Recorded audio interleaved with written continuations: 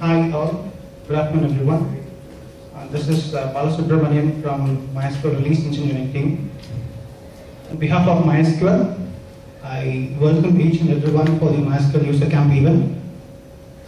The objective of the MySQL User Camp event is to connect, collaborate among the users, and of course the sharing, the knowledge sharing session that we do on different topics. The agenda for today is first we'll have a quick introduction of each and everyone, and then we'll start with three presentations. The first presentation is, you can see that it's on MySQL tools usage in Rakuten, and an overview of replication IDs, and that will be presented by Mahesh Pandal. A little about the speaker. Mahesh Pandal he works as an MySQL DBA in Rakuten, and he has got an immense knowledge on the database. He manages around 600 to 800 MySQL servers. And the second presentation is, as you can see, it's from Akhil Mohan, and he works for Oracle as an MySQL release engineer, and the topic will be MySQL software repositories. So we are going to see different repositories that we have enabled for the users, namely Yum repos, apt repos, SUSE. The third one is on the Ansible for large-scale MySQL deployment, and that will be presented by PR Karthik, and he works as an MySQL DBA in Yahoo. Right, and soon after that, we do have an open talk session wherein you can interact with MySQL engineers from different teams. So the one behind the different products, who has developed the products.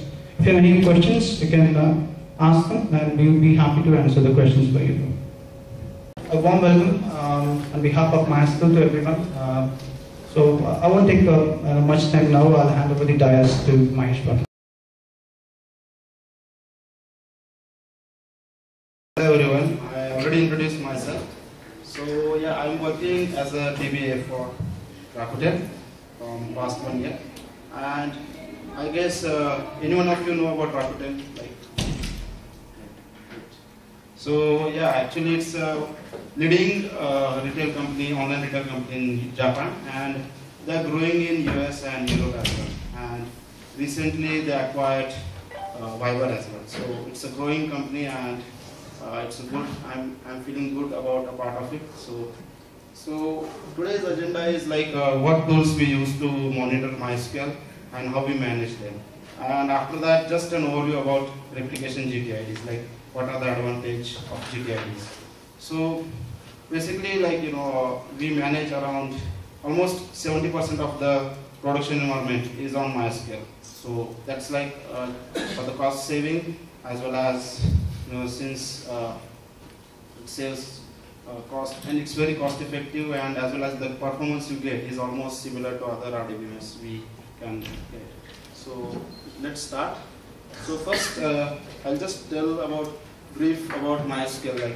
It's good to know there are some new joinees who just they want to know about MySQL. So the features of MySQL, what are the main features? First of all, the scalability and flexibility.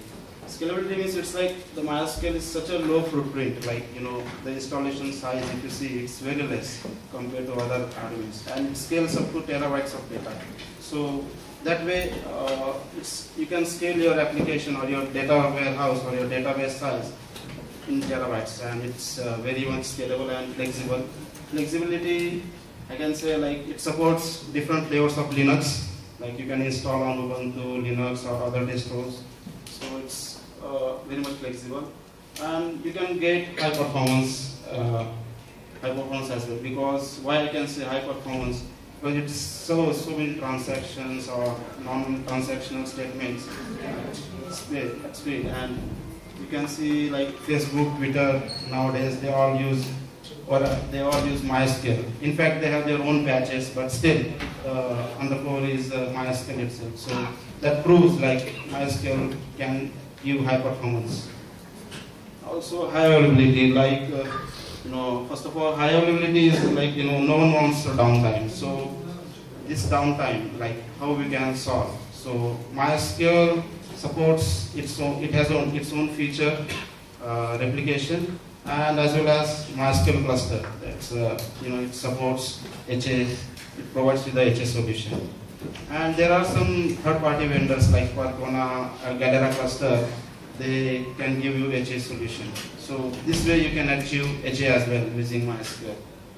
It also has robot transactional support. Like for example, if you know about InnoDB storage engine, it's like fully transactional based engine. It's ACID compliant, and it supports different transaction level as well, like read committed, read uncommitted. So it's realizable. So there are different transactions level you can set based on your application, and you can get you can achieve the fully transactional DBMS. And also it has foreign key support, so it's like very much what you can get from other RDBMS package. And finally, I can say the lowest cost of ownership. That's the main point, because you don't have to pay anything for licensing or anything. You just need certain skills, and you can get the performance as you can get with other RDBMS package. So these are the features. So, and also this you can develop. If you are like Python, if you know Python, Node.js, or Java, or PHP, or anything, you can develop the application using this MySQL. Means MySQL supports all of this. Using it has the connectors, so you can develop on any language of your choice, and you can get your application running without any cost. And now, the days are very creative, so people use their own language to write the code and just start their own business. So this is MySQL will be helpful for them because it doesn't require any licensing. So what happens? Sometimes your MySQL can be heavy loaded, and the reason can be might be application bugs, or too many inquiries, or so much of huge data and immediate deployments. All those reasons can cause your MySQL will be heavily loaded. So it's not about handling only one MySQL server. It's about like thousands of MySQL servers. So how you will handle them? Because manually it's impossible to handle all these things. So sometimes it will strike you like this, and your MySQL will be down. So and you will be caught up in this situation. So I don't know how I will come out of this.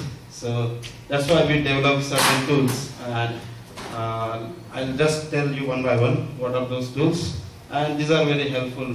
So with these tools, we can easily control MySQL. So first is this Almond. It's a MySQL monitoring service, and it's developed within Rakuten itself. It's not for sale or something. It's just our own product. So this can be helpful. Like it monitors MySQL status, the load average, the disk usage. It sends alerts as well. So I'll just go through. Basically, it is designed with Fluentd, and that plugin we use to store the data, and which will be sent to the centralized repository, and you can see in the UI what is happening on the server. So this is a structure. So we get the metrics from OS layer as well as database layer, like IO stat, disk size, memory, status, and slave information, and connection check, etc. So we get from MySQL metrics like from show variables and show status, and slow log and error log information, and we show it in the UI. So there are basically like two pages. Alive page and analysis page. So alive page is like what is happening right now on your server. You'll come to know exactly like it's like a snapshot, current snapshot of your server. And analysis means what happened yesterday and what happened week back. You'll come to know. So let's say there is a case like your web application is down and your server is not running. So what you will do? So first of all, you'll check this whether your server is on or off. Then you'll see whether thread status, what is the thread status, like threads are running or not. Then you'll see the disk usage, whether disk is full or there is some size left. And you will also see the load average, how high the load is, and finally you will check the error log. So this all information you will get in this alloy page. And like what you will get, like the lamp means whether your server is on or off, the threads number, the disk full, the system stress, and the fault message. So out of this 5, if anything is like, anything has a problem, then you will take the action accordingly. So now the next scenario is like your web application is slow, or your web application is performing not as you expect. So what you will check, like you will first check the status, like how many inserts, selects, updates are happening at that point in time. Then you will check the IO average, max. So that will at least tell you like how is the server performing, how is the IO, and you can determine the load on the server. Also you will check the slow queries, which is very important, because slow queries are the most dangerous, and you should always optimize, make sure that there shouldn't be any slow queries on your server, and you should always try to optimize them and make sure that your server is optimally performing. So this is what, like access, how many selects and DML statements are happening, disk IO, slow queries, and slow query details. So, and also this has an alert mechanism, like for example, your load average is high or your server is down, it sends an alert, and like your slave is not running or slave is lagging behind. In such cases, you'll get alerts, and it's customizable. You can set any threshold of your choice. And we have an integration with HipChat as well. Like along with the email, you will get notification on HipChat. So that's very easy for us to quickly check the status of the server. The next tool is this DBQ MySQL. It's like MySQL information service, you can say. Like the advantage of this tool is like you can't connect to each and every individual server and get the details like the schema structure or the table structure. So we have around for 800 to 1000 servers. So we did this tool, and you can just click on the host and get the table structure, data structure, and the status of the server and variables you'll get to know. So basically this information like the databases, the status, the processes, the privileges, binary log details, uptime, and disk status. So this information you will get. So for example, you want to know the table schema, you will get that details here. And who is connecting to MySQL from where. So you can check using show full process disk page.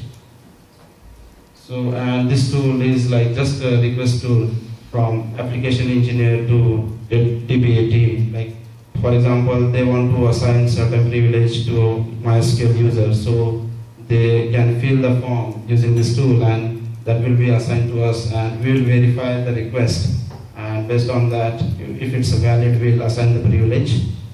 In that way, we handle authentication mechanism, and we make sure that only authenticated users are allowed.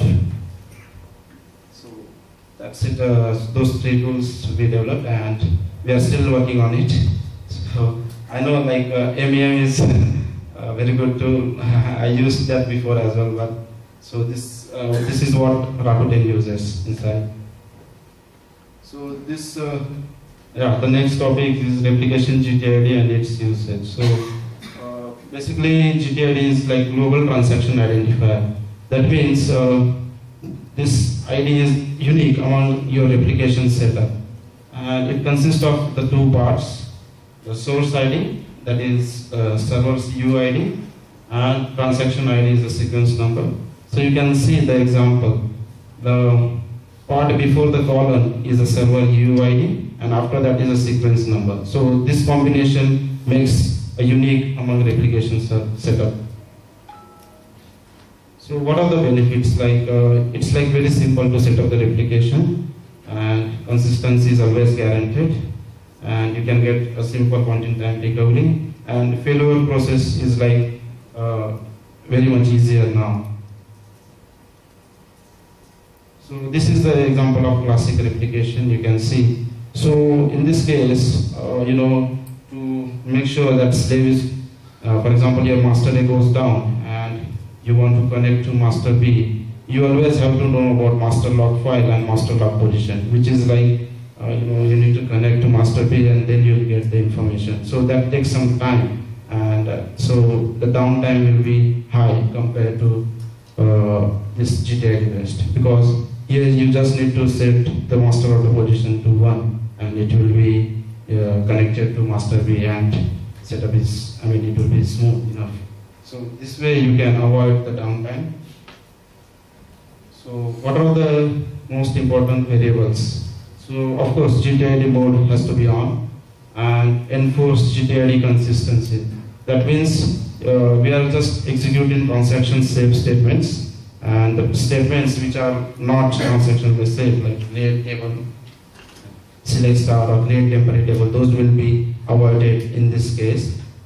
But that is executed if you are using classic replication. So, and the GTID purge, like the transaction which has been purged from binary logs, GTID executed, like what are the transactions executed on the server, and GTID next, that is like next value for the next one, GTID value for the next transaction. So let's start with the installation steps, what it has. So adding, and we'll see adding a slave to an existing GTID application. We'll see master site configuration and slave side configuration.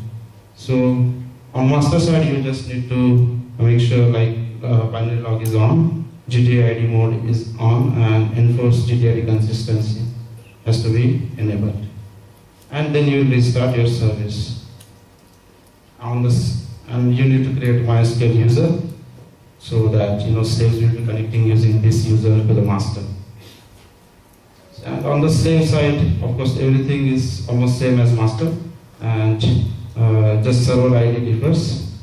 So, and in slave side, you need to execute change master to, and instead of master log position and master log file name, you can just give master auto position in this case, and you will start the slave. And when you run this show slave status, now you will see that it retrieved GTID set and executed GTID set. So these things are there now with show slave status.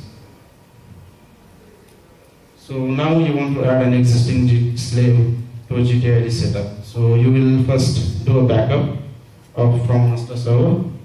Then you will start the MySQL server on slave with GTID variables as mentioned, like the server ID, GTID mode on, enforce GTID consistency. All those variables you will enter in your MySQL configuration file, and then you will restore the master backup, and you will execute the command like change master 2 with master auto position 1, and you will start the slave. And how now you need to determine like how exactly the slave know. So in the beginning of the backup file, you will see this particular statement set out of global GTID purged. So that will say, that will confirm like you are already successfully added the slave to the replication cell. So now migration to GTID replication. So what you need to do, like you need to make the master server read only, then allow all the slaves to catch up with the master, then into shutdown, and read only in the masters and skip slave starting the slaves. So and also issue the change master 2 and on all slaves and start them. And finally you need to make the master writable. So you will execute saved global read only off. So shutting down all servers at the same time means GTID migration requires downtime. Yeah. So because you are changing certain variables like GTID mode on, off, so from classic, if you want to move from classic replication to GTID, you need to shut down. I mean, there is a downtime required. But I think Percona servers, like I heard, like now they are handling online migration from classic replication to GTID replication. So, like there are certain problems like GTID replication troubleshooting. Like for example, skip a transaction and rebuild a broken state. For example, you will certainly get such kind of error like duplicate entry and certain table record is not found. So in order to solve such a error in GTID replication, what you will do? So first you will execute show slave status. You will see that return GTID set is like not matching with the executed GTID set. That means there is one transaction which is missing in the slave. So what you will do, you inject an empty transaction on a slave and you will set the GTID next to automatic and you will start the slave. So what problem with this is just a workaround that won't solve the data won't be consistent in this scenario. So you can use PT table checksum to make sure that data is in sync after this. So this is just a workaround. I mean, there is no guarantee that data from the master and slave will be the same in this. So next is if there is a broken slave, like due to some reason, like slave has stopped reading from the binary log or some other problem due to network things or something. So what you will do? As mentioned, like you will back up the master database, then you will restore the backup on a slave, and you will reset the master. Like you need to execute reset master on slave because it will be then only it will determine the next GTID transaction. Then restore the back. Once you did that, then you need to make sure that GTID executed is correct as you take the backup, and then you will start the slave. So this will confirms your replication is smooth and working fine. So like what are the problems we have with GTID currently? Like it requires a downtime and non-transactional save statements will not be executed. And of course, MariaDB GTID is not compatible with MySQL or Percona. So these are certain things like you need to think on. So let's say if your master is MariaDB and your slave is say MySQL or Percona, then this may not work in certain cases. And basically it's a new protocol, so there are new problems and new solutions we need to find out. And I'm sure MySQL team is working on this. So anybody from replication team here? Yeah, can you just highlight something on this? So the second point is not true. Okay. The non-transactional also. Allows? I have not checked with the recent version, so. In 5.6, 11 is the GA. From that time onwards, we were actually allowed this. Okay. Can you say something about this further, if you can? Sure. Can you say about, can you speak something about GTID based replication? You want to say something? Can you please come here? Thank you.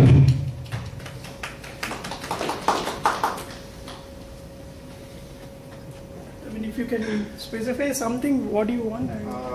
Just there are any questions on it? Yeah, that's so. Anyone has questions? I think Venkat, first you can go over all this and the things that are not, things that we've taken care of in 5.7, if you can talk a little bit about those. Yeah, sure. So the first one, migration to GTID replication requires downtime. That has been addressed already in 5.7. I think 5.7.5 or 5.7.6. That's where we have a online GTID replication. GTID mode can be changed online without bringing down the server. So the first point is not valid anymore in 5.7. And non-transactional save statements will not be executed. That actually I did not understand. But from the 5.6 onwards, we do support transactional and non-transactional table updates with the GTIDs.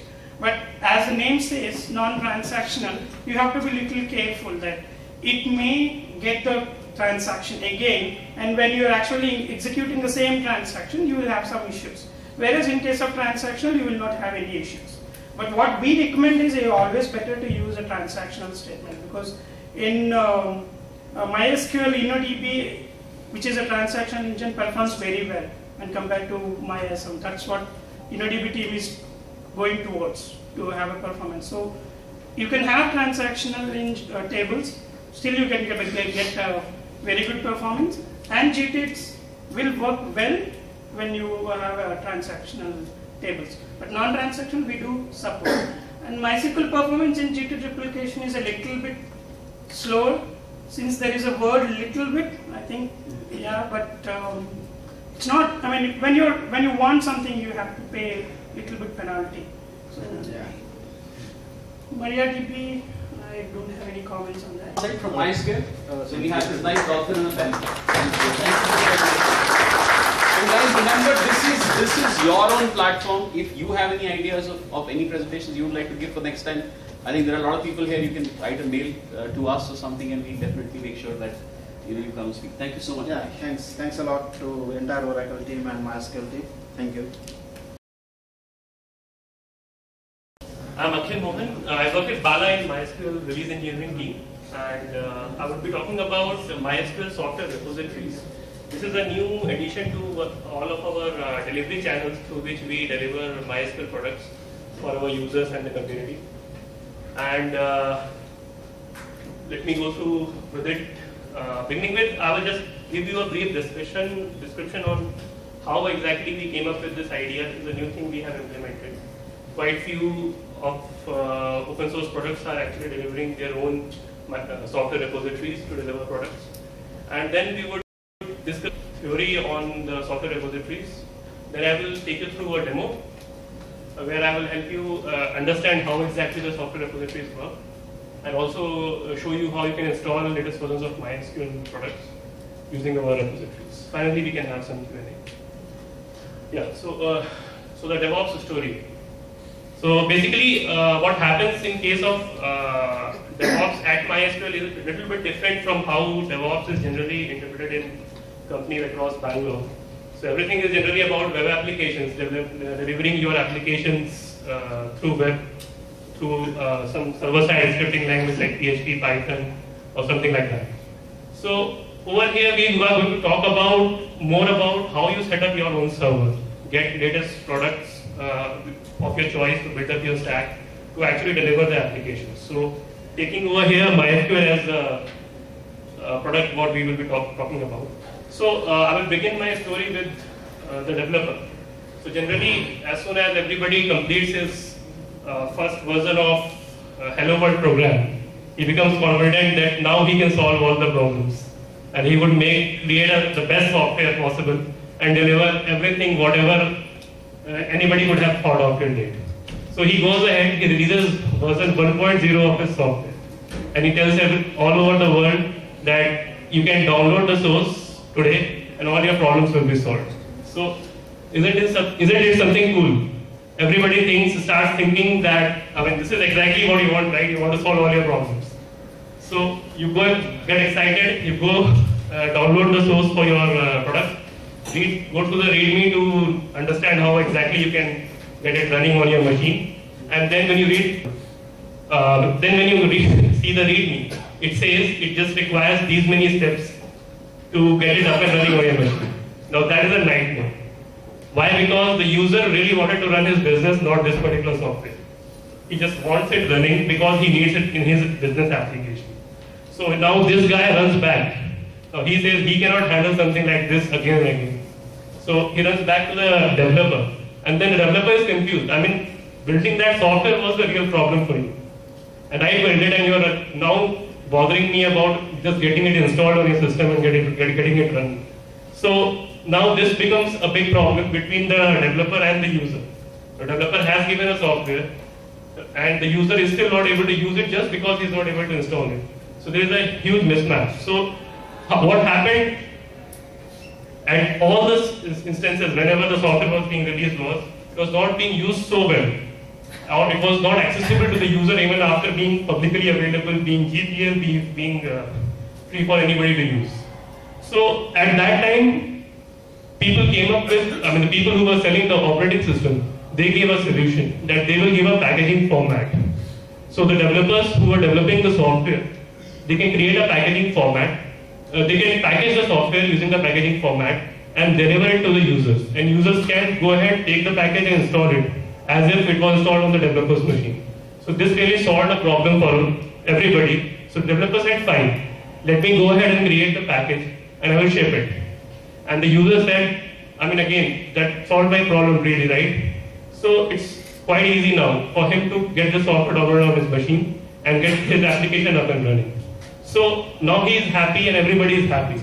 The developers are able to ship their software, the users are able to use the software. So all the problems look quite solved over here. And then over time, these users get back to the developer telling, you made an initial promise that you solved all the problems, which was not quite the case. Over time, as the users had their applications growing in demand, they had new levels of scalability issues, whatever you could talk about. So at that moment, they came back, running back to the developer again. Now we have our different own server architectures, we have different operating systems, we have a completely different stack, and what you were delivering is no more relevant to us. But the developer says, that is something ridiculous. I cannot keep on packaging my software for each and every platform that comes up every 6 months. That is the case we see. Every 6 months somebody would say that we are delivering a new operating system.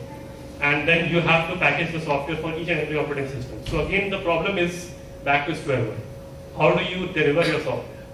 So at that moment, the new operating systems which are coming into the picture, they said, we will solve this problem for you. What you do is, they will create the package for the developers, they will host it, and then the user can install through the hosted repo or software repository. So this was a new concept that got introduced in the market. And then the developer said, fine, I would only ship the source to you. And then as soon as the source is shipped, the package maintainers at the OS side, they started packaging the software for their particular operating systems. Now, they would package and immediately ship it on their software repositories. And then again, as soon as it is available on the repos, it immediately becomes available for anybody to install. So I'm sure many of you might have tried installing various products on Linux. When you issue just one single command, you give the product name, and everything gets installed perfectly for you without any problem. So that is the solution that everybody came up with. So this became a quite significant achievement for everybody, where everybody in the whole hierarchy was happy. The developer could concentrate on his development. The OS maintainers could package and make their OS popular because it is very easy to install now on the softwares of choice, and the users, as usual, were very happy. So this really became a very efficient system of software delivery. Now, as then again things kept on going forward, people were very happy about it. Now the developer himself thought of something. Now the future is about perfection, and there were still problems that he could figure out in his software even if the user has not realized. And he was happy with version 1.0 of the software. So he goes ahead and releases version 2. Maybe even if nobody required, but still he did release and he had new features over there. And then he says, go ahead, now this is going to perfectly solve all the problems for you. And then the users are happy again. Why won't they want a perfection on their production machines, right? So they go ahead and ask the package maintainers. So when can they have the next version package for them to be downloaded and installed on the machines? And the package maintainers comes back and says, maybe in 2 years. Any guesses why it would take 2 years? Why would a package maintainer say it would take 2 years for them? Because the OS is released every 2 years. There are operating systems releasing every 6 months as well.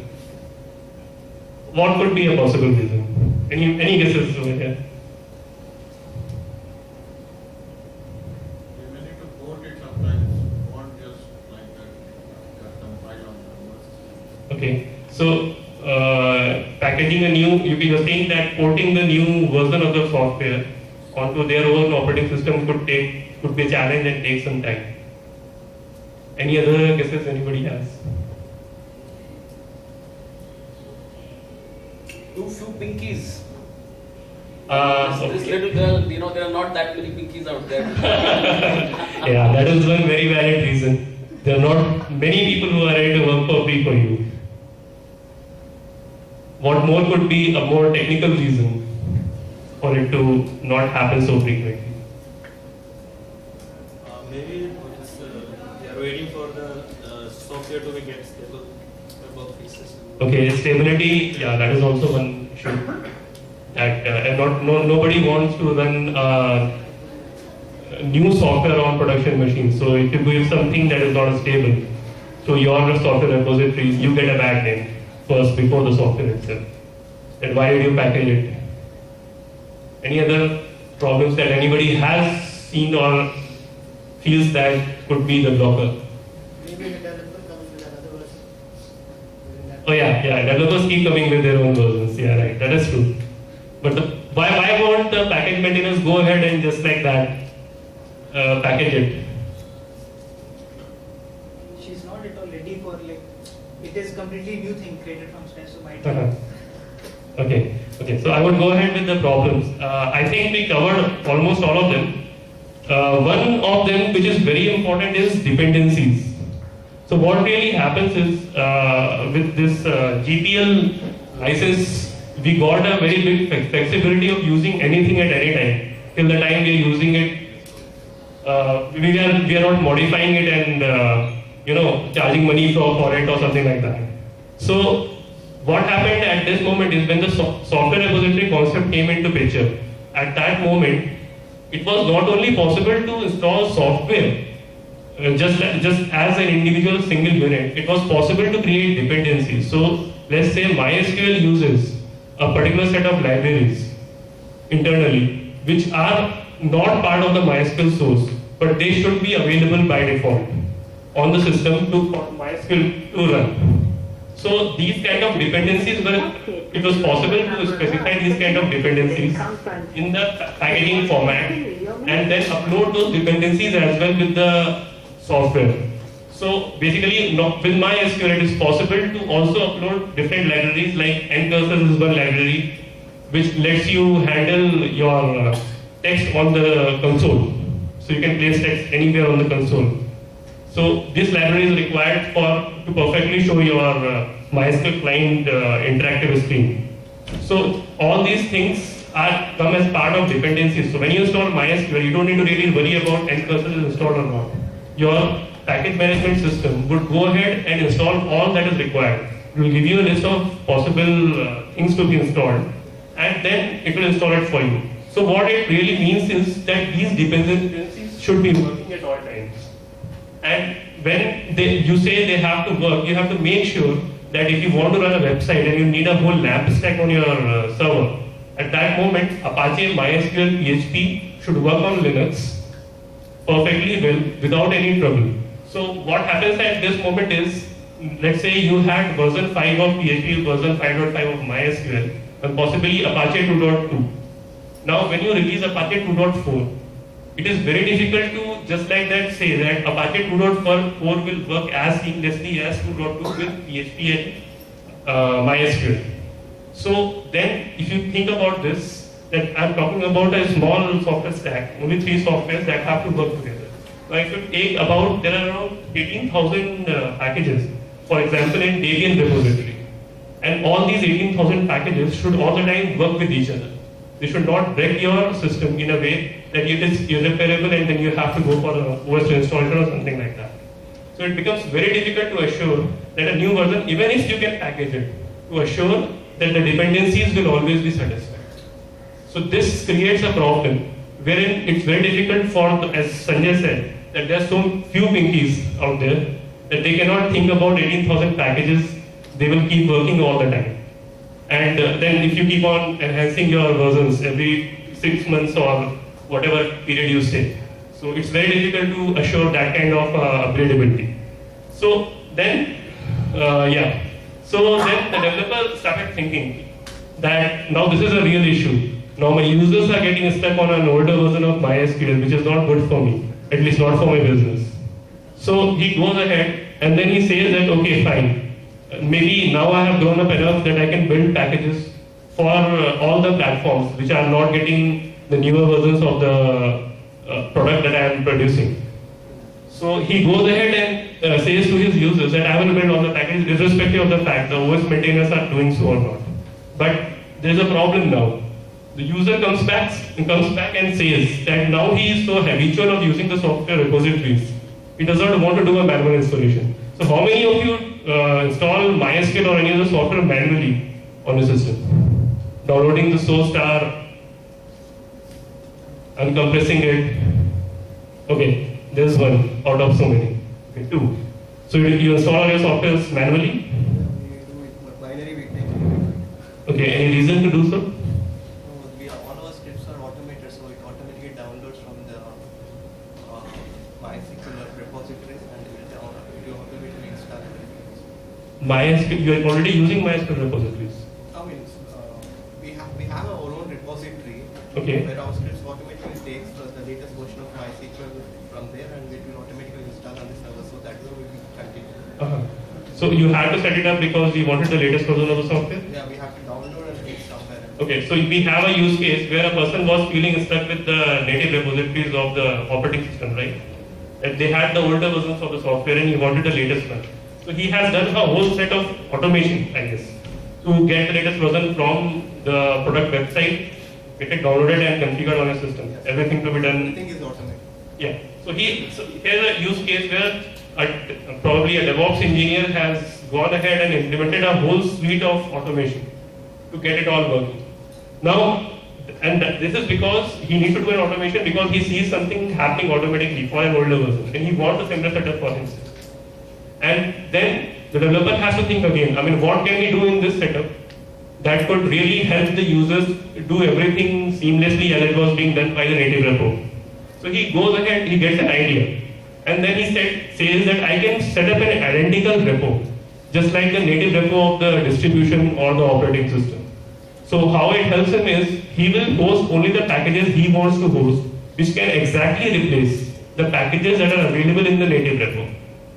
So if this is the native repo of the distribution, this is his third-party repo. And let's say in this example, he has software ABC over here, which is at version X, and he has a version Y. So he would work on the version Y, package it, put it in his repo, and he will make sure that at any point of time, the user who uses his repo will be able to replace the packages that are already installed on his machine from the native repo onto the Y version, upgrade from the native repo version to his version through his repositories. And this all should keep on working again with all the dependencies. This means that you are upgrading from version X to Y. This does not mean that you can say that it won't work with the existing or a newer version of Apache that is installed in the native repo.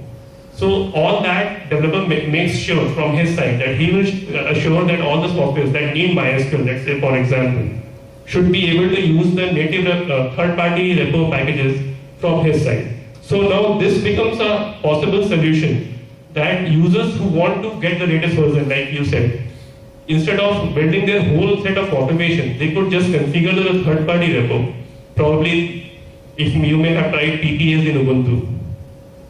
So that really helps you to manage or control the life cycle of product in the repo, because this repo is hosted on your servers and is not governed by the rules set up by the distro maintainers.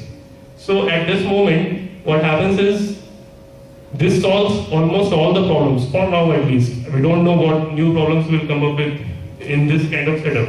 And we have basically come up with a solution similar to this, where we have set up our own third-party software repositories. And we are delivering various MySQL products for you through software repositories. So what it does in this situation is, like he said, he has done a whole set of automation. You don't need to do it anymore. All you need to do is you need to configure our third-party repos, and you would be able to receive the latest versions of MySQL products as you used to get them from the native repos. So I would take you through a bit of theory on the software repositories.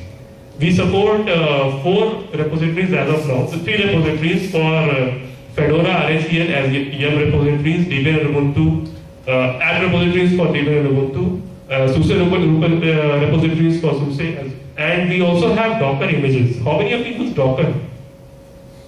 Okay, so this is a beta spec right now. So probably in future you will be able to get latest Docker images of MySQL for use in your infrastructure, and it would be as seamless as it used to be from the Docker repos. So you could just get it replaced. Yeah. So then, and yes, one more important thing is we don't only deliver the server through our repositories. You can install our other popular products as well from software repositories like Workbench, Utilities, Connectors, Fabric. Anybody using Fabric over here? Okay. Huh? Sorry. Python Fabric. No, MySQL Fabric. I'm talking about MySQL Fabric. I used, but okay. not in production, like just for testing. So now we are delivering it through a repository. So installation part of it could be really easy for you. Now going ahead, the kind of features we support in our repositories are an easy transition from the native distro repo packages to our packages. We have built automatic configuration tools for each platform that we support. So in a way, you need to install one Debian package or probably a RPM package, and it will auto-configure our repos on your system without you worrying about anything. It will ask you exact questions, which products you want to receive through our repo. You can set that and go ahead with the same. And you don't need to worry about how a third-party repo is to be configured, and everything is taken care of by these auto-configuration packages. So this basically makes it very easy for you to move on, and you don't need to really worry about the technical details. The second thing is configuration sanity. So I'm not sure how many of you regularly use tools like apt-get or yum to install MySQL packages. Anybody over here? Okay. Okay, you use. Okay, so you might have realized that if you change the configuration files for any software and you have made any changes of yours, those changes need to remain safe for you. They should not get overwritten when your software is being upgraded, which is a very important aspect. You don't want to be configuring your software on each and every upgrade. So this is assured by the package management system that if there are changes that you have done of your own in your configuration, it would prompt you, it will allow you to have a look at the changes, keep them safe or override them. So basically you are in control of the upgrade. Things don't happen randomly, that they would do whatever they want and then you are stuck in the middle of an upgrade that the configuration is no more sane for you. So this is a very important point. The configuration sanity is always assured for you. And then compatibility, as I said, with other packages like Apache, PHP and other packages, they will remain installable for you. Just because you have come on to our packages, that does not mean they will stop working. There may be few edge cases, but again, even for us it is not possible to test with 18,000 packages. So probably we try to assure that most of the packages will keep working. In fact, almost all the important packages keep working. And if you find anything that is not working, do report it to us, and we will try to fix it as soon as possible. Then, yeah, extensive QA. So our QA team has been doing a really wonderful job on this. They keep on installing MySQL third-party packages like PHP-MyAdmin, WordPress, and keep on checking that all the tools are still working with our packages. So even before you hit a bug, probably our QA team would have found it out and reported back to us to be resolved and fixed as soon as possible. In fact, the QA team has been so vigilant that they have actually reported bugs to the other distro packages like WordPress and ZoneBinder, telling them that they have problems in their packaging in the native distro repos. So they are quite prompt on that front. And most probably you guys won't run into issues if you use our software repositories. Okay, and then, yeah, so we release MySQL Server every 2 months. And as soon as a new release is announced, it is immediately available in our repositories. So basically, if you set up your packages to be upgraded automatically and you have configured our third-party repos, you will automatically get upgraded to the newer versions of MySQL without even you knowing about it. So everything will keep working as I said. And then depending upon your infrastructure, how you are automating your production environment, you could use apt-get, whatever was the default tool in the system. Same for getting the newer version. So you just say, let's say you are on Debian or Ubuntu, and you use apt-get to install or upgrade the latest versions. You could go ahead and just run apt-get upgrade after configuring our repos, and the newer versions of the package will get installed. So you don't need to run a new set of tool that would do the job for you. Everything what was basically available on the OS will do the job for you. And yeah, and then you can easily upgrade from 5.5 to 5.6, and again from 5.6 to 5.7 whenever 5.7 gets GA. You can still test 5.7 development releases. We do release them in the repos. So this becomes an easy way for you to test out latest packages, how do the upgrades work from 5.5 to 5.6 or to 5.6 to 5.7. And you can run all kind of tests. If you find any issues, do let us know what kind of problems you are facing with 5.7 as of now. And we could get back with our solutions on that. And yeah, that's it. And yeah, so the usage trend.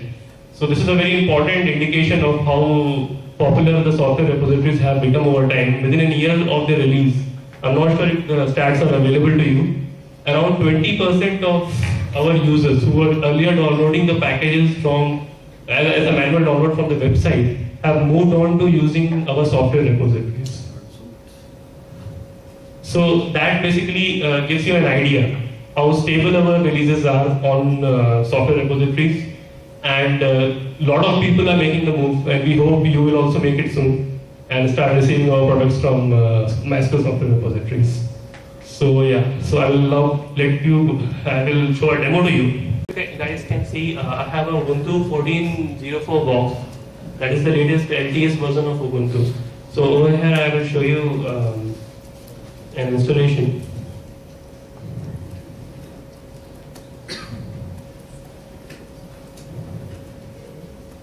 So whoever are familiar with Ubuntu person, they might be aware of the apt-get tool. This tool basically allows you to specify a software name. If available in the software repository, it will allow you to download that software and install it on your machine. So what happens over here is, now it is giving you a list of software that will get installed on your system. So if you see this particular line, it says following new packages will be installed. And if you see over here, it tells you that, just a minute. So if you see, the last two lines say that these are the MySQL packages that will get installed, but along with them you see libaio1, libdbd, MySQL Perl. These are the additional packages which are required for sanity and to allow you to work with MySQL. And if you see, all the packages over here are being selected automatically through the dependency management as we discussed in the beginning. So if I say yes over here, all these packages will get downloaded. So we need to wait for a while over here. For the packages to get downloaded, I will set a password as 1234.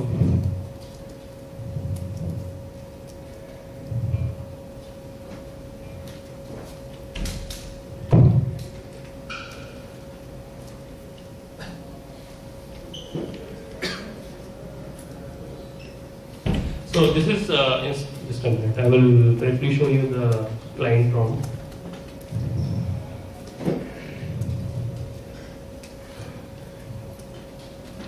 Yeah. So if you see over here, it says it has MySQL 5543 up and running for you on the system, and you have to execute only one command right now to get the whole infrastructure running.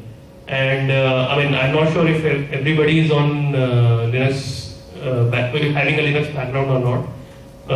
But this is something which is one of the most popular feature of Linux systems, which are or the operating systems which support package management package repositories.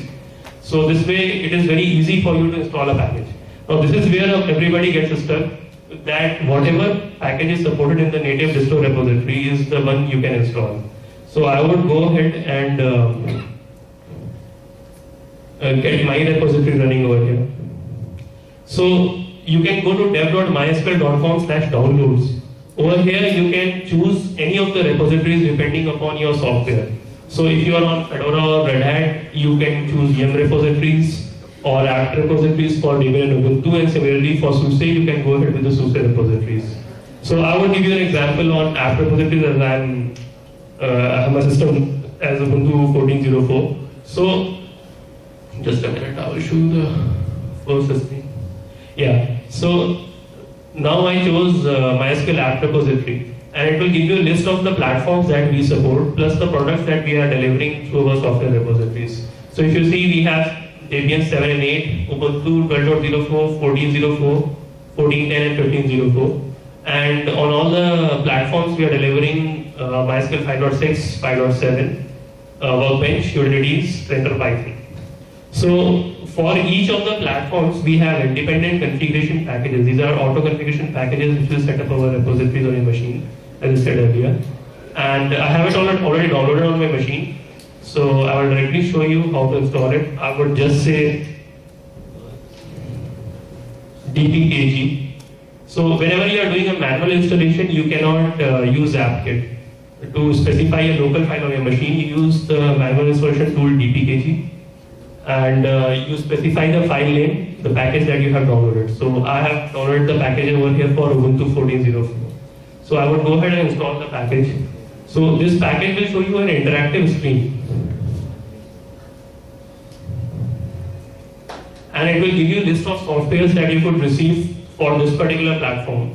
So I would go ahead and select 5.6 for myself. We had 5.543 installed on the machine. So yeah, I would go ahead and click apply. I don't need other tools, so I'm not configuring them. And all you need to do now is run apt-get update. So this particular command is helping you fetch latest information from the new third-party repositories you have just configured now. Okay, it might take some more time. So I have got the latest information, and if you would see over here, it has fetched information from repo.mysql.com, which was not configured earlier on this machine. So now it has the information of the package that can be installed from repo.mysql.com.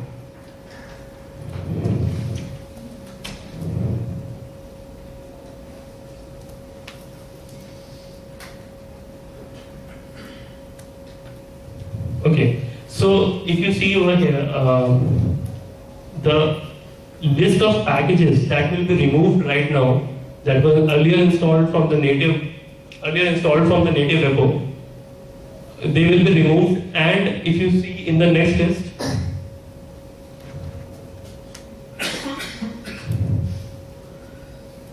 there will be extra packages that will get installed.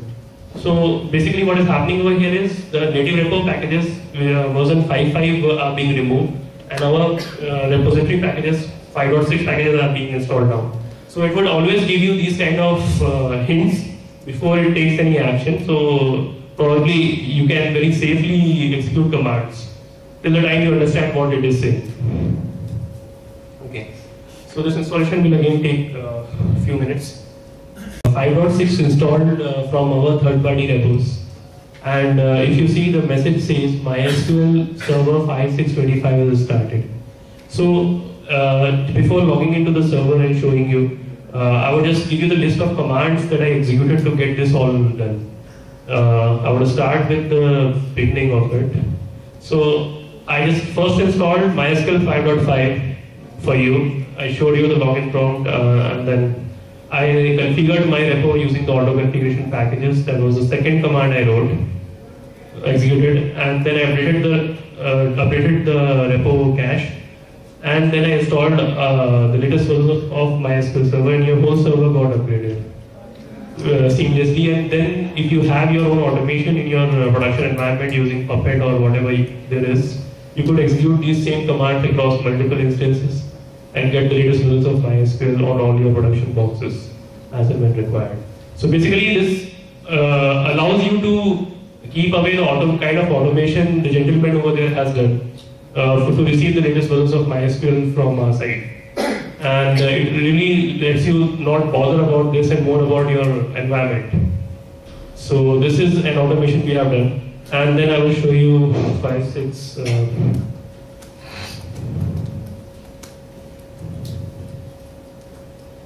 Okay, so you have a 5625 server running over here, And the only thing that we have not done as part of this upgrade is not run MySQL_upgrade, which is a tool which allows you to check sanity of your data directory and make necessary changes depending upon the next version to which you have upgraded. So this allows, we have not done this to allow users to have control on how the upgrade happens, because the data directory could be very large in size, and if we do run MySQL_upgrade as part of installation, probably the administrator may not be prepared to let the installation run for us altogether. So what you need to do is, after the installation completes, you just need to run MySQL_upgrade once. That is the manual part that you need to do yourself. So, and that is for your own safety, so that the data remains safe in your hands. And that is all you need to do to get the latest versions of MySQL. Similarly, what I can do is, like I said, we initially configured 5.6. I will show you how you could reconfigure the repositories. So you can run a tool called dpkg reconfigure, and you can specify the package name.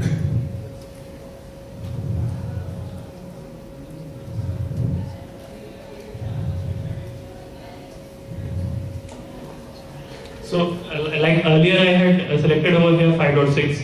I can move on to 5.7 now. This is all it takes. I can just select 5.7 and click on apply.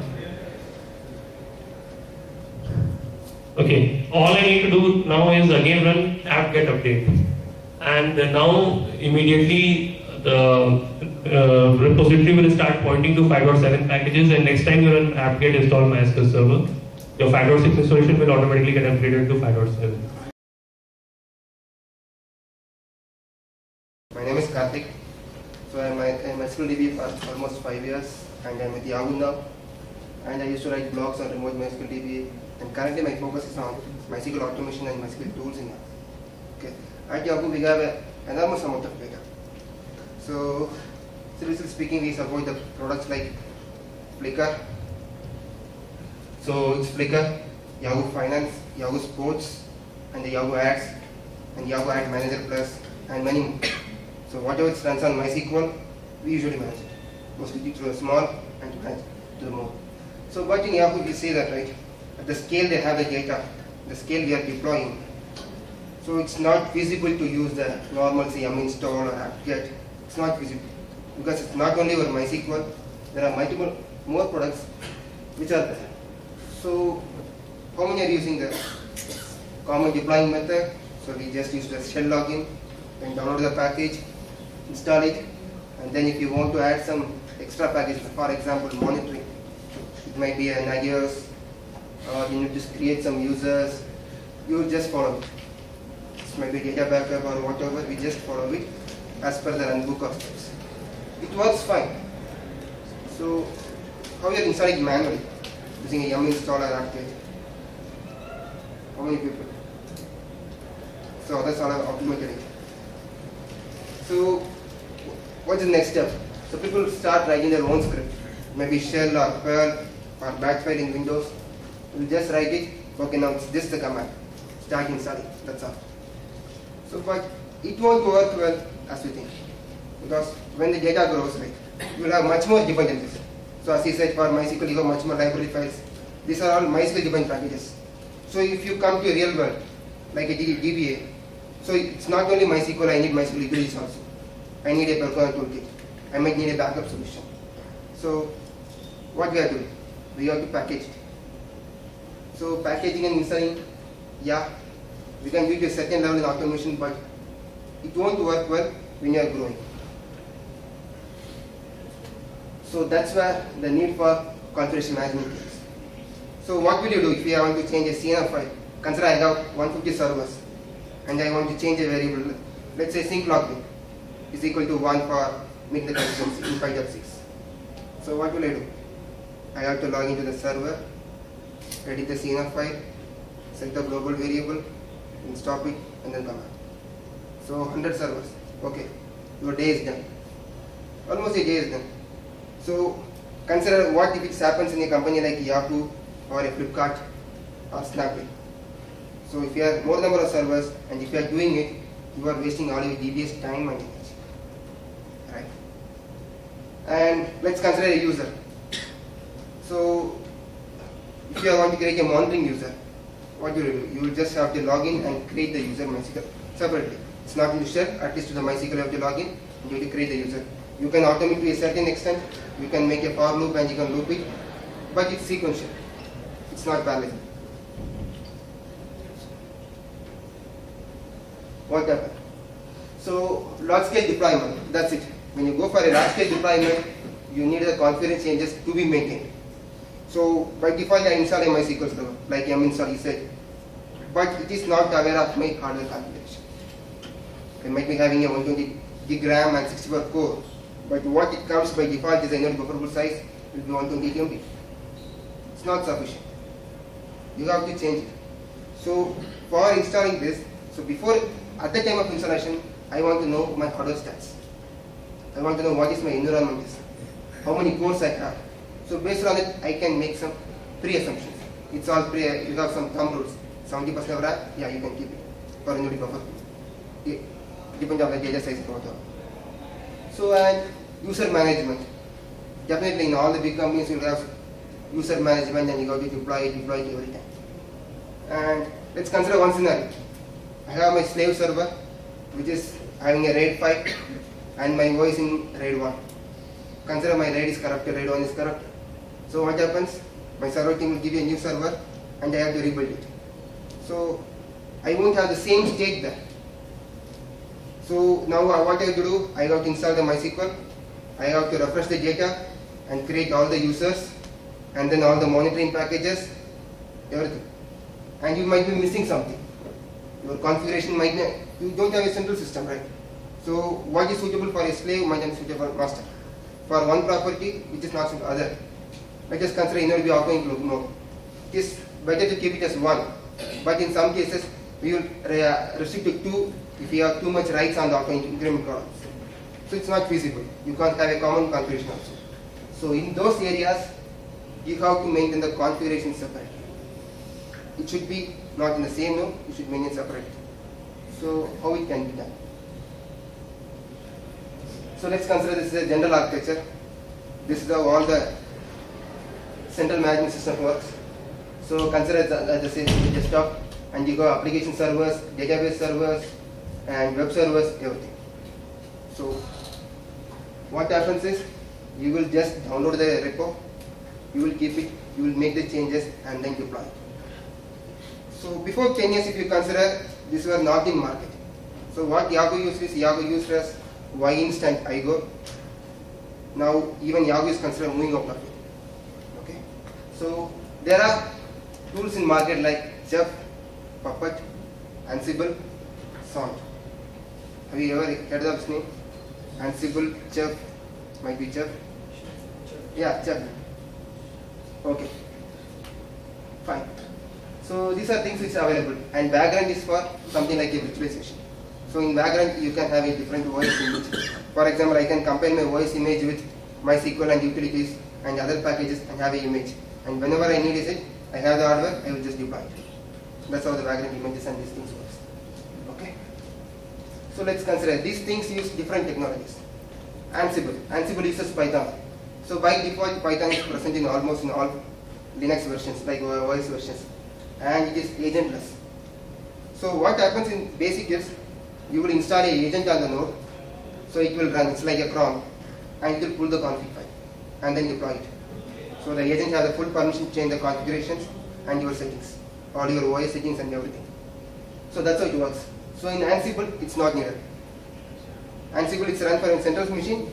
It's a push mechanism, not a pull. And it uses a thing called a playbook. You will just, it's like something like you have the config and it's in YAML format. YAML is the another markup language. And Chef is used widely by most of the guys, and it uses a Ruby. They have their own Ruby and Erlang, and it is called as cookbooks. It's almost the same name. And Puppet, I think the Flipkart completely uses the Puppet for their automation. So they use Ruby, and their cookbooks is called Manifest. And Salt is one more thing. They use the Apache license, and it's a Python and Sage. Mostly it will be Python or Ruby. I myself prefer Python then root. Okay. So why Ansible? Because it is agentless. So consider you are most of the guys are DBAs. How many DBAs are there? Yeah. What is the basic access you have to the server? How many ports are open? Just SSH. MySQL. Just SSH and MySQL. Yeah. Nothing. That's a port 22 and 3306. Nothing other than, right? So as you said, right? Your developers want to, it's a culture is also there. If you want to install a small package that no, my product will be screwed up. Come on. So you can't install a agent there. So in that case, it works well. And it uses SI protocol. I can use even my own user and I can deploy it. And it's push based, not pull based. In the pull based, your cron will be running all the time and will be pushing the change, pulling the changes. So it's maybe timer, it might be 5 minutes or 1 hour delay will be there. So I am not sure whether it's applied or not. So here in this case, you are manually pushing it. So you know once the config is applied. And the item content, that's a state. If you have a user, it will be there. If it is not there, it will just create it and go to the other step. And orchestration, it's a musical term. For example, like just consider you are deploying a GTI. So you have the config with GTI. So the basic thing for GTID is MySQL 5.6. Without 5.6, you can't make the GTID. So if GTID has to be enabled, you have to set the variable, then 5.6 should be there. So that's it. No. So it's the first step and that's the second step. So you can plan it well. First you have to install the MySQL and then you have to create the user. You can't create the user directly. So that's called orchestration. You can plan it, what has to be done and when has it to be done. So that's how the Ansible. So then minimum requirements. So yeah. So any idea why the name the Ansible came? Any idea? Okay, how many of you see the game? Movie Ender's Game. Ender's Game. Ender's Game. It was released in 2013. Ender's Game, not Hunger Games. Okay, so it was a movie about some artificial intelligence and a small boy will be controlling all the spaceships with his hand gestures with a group of friends. There will be about something around thousands of spaceships and they are controlling. So it's a book which is turned into a movie. It's now from a novel to a movie book, kind of. So the control system is called Ansible. So this is where this name is derived. And one more thing is there is a novel now in 1960 where they use the Ansible to transfer things faster. It's a science fiction novel. Okay. So what are my minimum requirements? It's Python 2.6 or 2.7 on the control machine. So control machine is a central machine. It can be your laptop or your desktop, whatever you want. If you are a DBA, if your team is not ready to provide things, come on, have your own VM and install it and go ahead. That's all. Don't worry about stuffs. Comes later, then you can handle it. That's it, because it's agentless. Because nobody is going to question that how it works or whatever it needs. And management node, everything should be on Python 2.5. With RHEL, I think the minimum is 2.6, I think, so RHEL 6. And Python simple JSON script, that's also there. And if you have an SC Linux is for RPM based and AppArmor is for the Debian based packages for the security. So if you have that, you have to enable this package. And Windows you can't have a control machine. So your control machine can be in even a Mac laptop also, and also Linux machine, but not a Windows. So Windows, it uses a native PowerShell for it instead of the SSH. Okay. So these are the common terminologies. So playbook. So this is where you contain all the things. So you will write the code for it. So these are my posts, and this is what I have to apply. So inventory is the list of posts. So you will just describe, this is my list. For example, let's just consider a property, Yahoo Finance. So I will list, these are the 10 posts under Yahoo Finance. And something other, Yahoo Sports, okay, these are the other 10 posts. I will just list it. It's a static file. Okay. So whenever you are calling the file or whenever you are making installation, all the hosts in that inventory list will get updated. And it's like object-oriented programming. You can group it, you can have child, parent, polymorphism, anything can be done. And modules. Modules is different. So as I told, it uses only Python. But with modules, you can use any languages. So what happens is, let's say you are written some shell script also, even on any modules. It will just pull it and then apply it on the nodes and then destroy it and then come back. So you got nothing on the. Okay. So you can have your Perl shell or whatever. Consider, just consider, yeah, my slave is down, as I said. So now I have installed the package. Now I want the slave to be up. I know what is my master is. So I have two options. I can use MySQL dump, stop a slave and rebuild it, or else I can use extra backup or MySQL enterprise backup and rebuild it and put it back in production. So these two things, this is what I write. So this is my handmade code. I can make it as a module and then push it. It can be in any language. So I will orchestrate. Okay, once this node is installed, then this is the step you have to do. As it is a slave, you have to take the backup from your master and you have to make it sync and then make it available in the proxy. What is the proxy or the load balancer? You can see. And play. So play is a minimum. So group of plays configure the playbook. And facts I told earlier, I need the OS information, I need the hardware information. That is where I get it from the facts. Using these facts, I can generate my own CNN. So consider my RAM is 8 GB. So I will get the RAM. If this is your RAM info, you have that variable start, which is a 70% done. So my buffer pool is set. I got some 16 cores. Okay, this is my NodeDB IO threads, and these are my read IO threads. I can set it. I'm done. I don't want to manually log in and fix the configurations. So mostly the 90% of issue is with the configurations. If you feel some slowness with the server, okay, it's basically the configuration. That's what we see. Your configuration mismatch is there. And if it is 5.6, then I can make some different configuration. For example, 5.6 I have a crash safe replication. I can make it with table. These things can be made. It's based on if loop or whatever. So this is the basic configuration. This is where the config file, you will set what are my SSH user.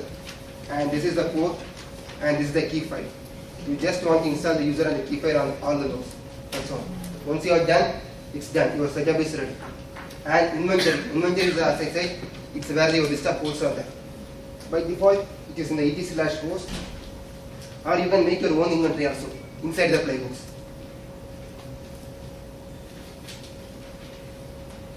Yeah. Your inventory can be host or group of hosts or subgroups. That's why I said I can group all the slaves as one, and I can group all the masters. I can group all the MySQLs in 5.5. I can have different groups, so I can apply all the changes. If I have a new variable, okay, I can apply it. Okay. So I don't want to manually enter the server. So what I do is I have to make a change in the playbook. Then I have to run the playbook, Ansible playbook, followed by the YAML file. So this is a sample inventory.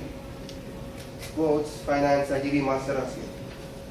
Okay. So if you consider that, right, I have masters are DB1 and slave is DB2, and all the DB servers are master and slave. I have just used their names. I have it group. It's like inheritance only. So this is the DB servers. You can say it's a parent, and those are the child nodes. So if you want to make changes to DB server, okay, it's applied to all the 4 nodes. If you want to make change to slave, it's applied only to those 2 nodes. So this is a common across all the central configuration. Okay. So how it helps MySQL? So Ansible has more modules, and these are the 4 modules which are present for MySQL. So it's setting up the MySQL replication, or creating a MySQL user, MySQL variables, and MySQL DB. So this is what, let's consider a MySQL variable. So variable, and I'm giving the variable name, that's a read only, and what is the value, and what is the host. Or instead of host, I can give the inventory host also. So it will get applied. Just the only thing is I have to push it. That's all. I have to make the change, then I have to rerun it. For all the hosts, I can done. It can be playbook, or I can change the host inventory, I can add one more slave, then run it, it's done. So MySQL replication, it used to set the replication, change master to command, no need to run. Just push it, it know what is the master. If it is in the sync state, it will just run it and fix it. So MySQL DB, it is at the time of MySQL startup. So for example, at the time of startup, I have to create a user. Okay, then it will call the other module, MySQL user. So after the user is created, okay, I want to import this file. It is in the common location. Okay, import this file using this user. This can be done. I have one question. Can you just go back to previous? Yeah, like you mentioned, there are some groups you made, right? Yeah. So here, if I want to pass this to a certain group, how will you do that? It is I have a name called login post, right? Instead there will be called groups. So just be the only groups. these 4 modules are supported? Yeah, only these 4 modules are supported, and you can write your own. You can write and configure. So with MySQL DB, you can use also MEB also. Just invoke this script, whatever you can run. It's all you can run shell scripts or shell commands. Everything can be possible. So even the OS level optimization. So when I have MySQL running, what is the good disk scheduler? Anybody is aware of that? Disk scheduler. What is best for MySQL on databases? So by default this CFQ. But what is best is a deadline or move. So you can set that up. Okay, with default this 6.4 is new. And also the VM swappiness you can set. Everything can be done with the voice level also. These are set only for MySQL modules. You can write your own modules. You can write your own scripts too. Let's consider a MySQL user. See, MySQL user is equal to Bob, and this is the password and privilege and state. State is if it is present, it will run it, or else it won't. So before that, I should have the DB up and running. So host, it should be on, and remote user, I can specify a root user, or I have my own user, or a headless user.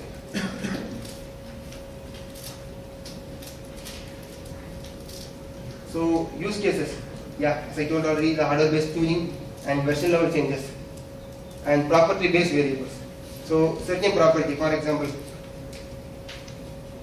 let's consider Yahoo Finance. So you might need a very big concat query, group concat. The group concat is by default is I think so 1024.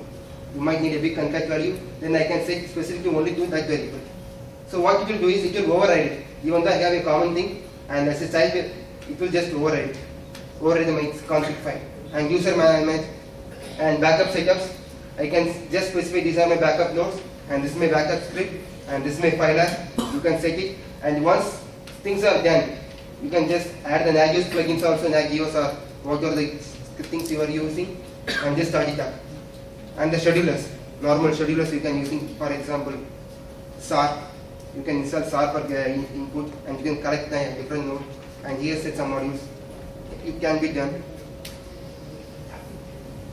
And best practices, that's all. Use the version control system. Best is Git.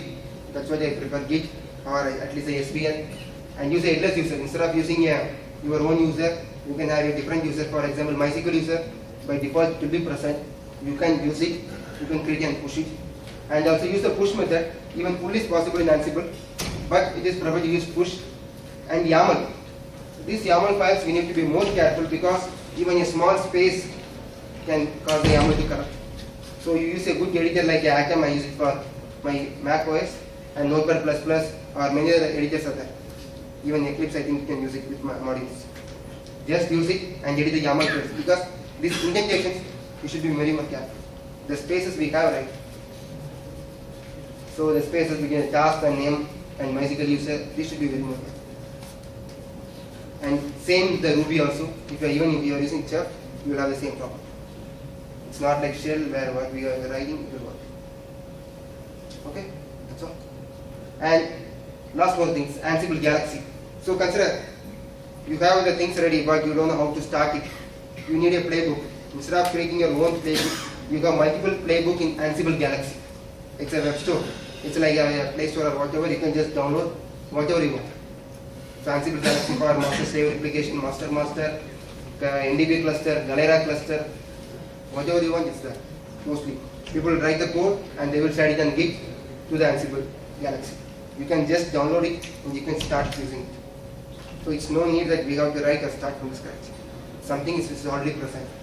We have just editing. Even the same for the Chef also. Chef have a thing called Chef Market, where you can download stuff and you can use it.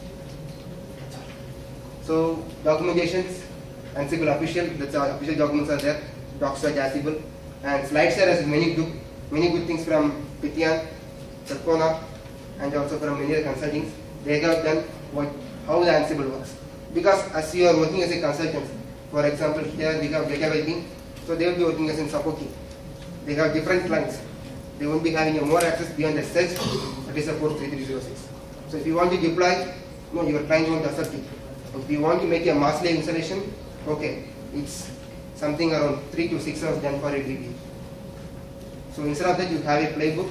Just run the playbook by just changing the host name. That's all. Inside it. So it's all about saving the time.